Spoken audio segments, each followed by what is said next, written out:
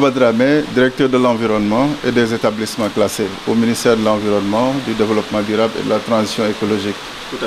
Féliciter le coordonnateur du programme WACA et l'ensemble de son équipe qui ont travaillé d'arrache-pied pour qu'on puisse arriver aujourd'hui à cette activité de lancement de la mission d'assistance technique de l'Observatoire pour la mise en place de l'Observatoire nationale du littoral,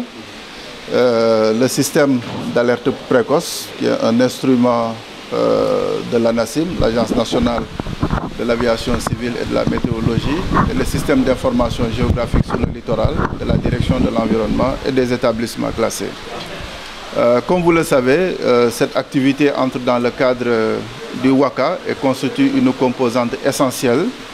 qui est financée avec l'appui du Fonds nordique de développement. Je voudrais rappeler que le WACA est un programme sous-régional qui concerne la plupart des pays côtiers de l'Afrique de l'Ouest. Et l'objectif est de promouvoir une coopération pour lutter ensemble dans le cadre de l'érosion côtière, qui est aujourd'hui l'une des manifestations les plus en vue du changement climatique et qui impacte négativement sur le développement économique et social de nos pays. Alors, l'Observatoire du littoral est un instrument qui est d'une importance capitale, prévu par notre législation nationale, notamment le Code de l'environnement. Et l'objectif aujourd'hui est de permettre à tous les acteurs qui travaillent sur la gestion intégrée de la zone côtière de pouvoir partager les informations, de pouvoir coopérer, travailler ensemble pour aider à la prise de décision. Parce que vous le savez, on ne peut pas asseoir les bases d'une politique de gestion intégrée de la zone côtière sans pour autant avoir les informations de base sur lesquelles on doit bâtir justement cette politique. Et ce que nous constatons, c'est qu'aujourd'hui, il n'y a pas suffisamment de coopération entre l'ensemble des structures qui sont concernées, que ce soit des structures de l'État, que ce soit les universités, que ce soit les centres de recherche, que ce soit les secteurs privés, la société civile, les collectivités territoriales.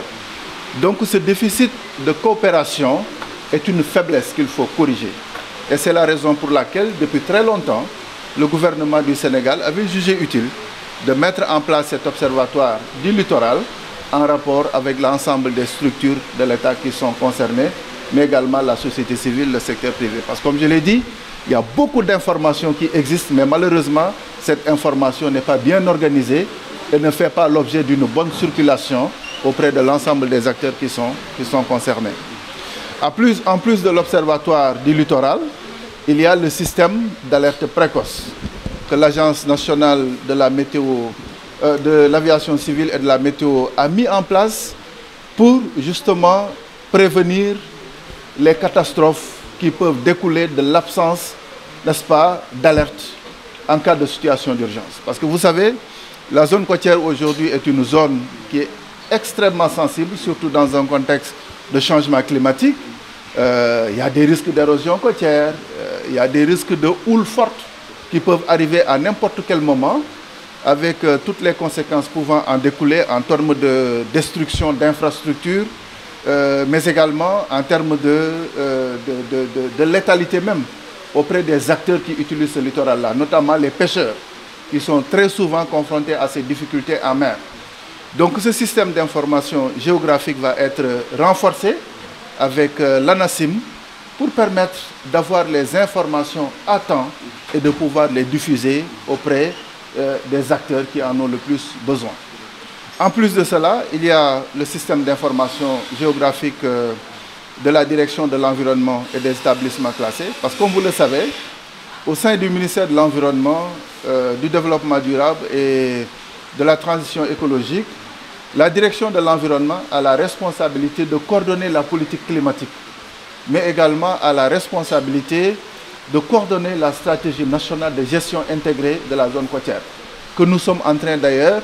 d'actualiser dans le cadre du WACA, pour la rendre beaucoup plus, en tout cas, adaptée au contexte actuel et mettre en place derrière un plan d'action qui permettra de prendre en charge les priorités en matière de gestion intégrée du littoral. Donc, tout ce travail-là, mis ensemble, devrait permettre à notre pays de disposer désormais,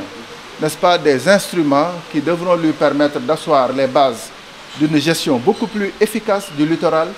de lutter contre tous les risques qui sont inhérents au littoral, que ce soit l'érosion côtière, que ce soit les submersions marines, et justement d'aider à la prise de décision, aussi bien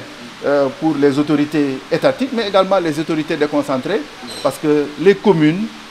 les départements sont également concernés par ce problème de gestion intégrée des zones côtières. Tout à fait.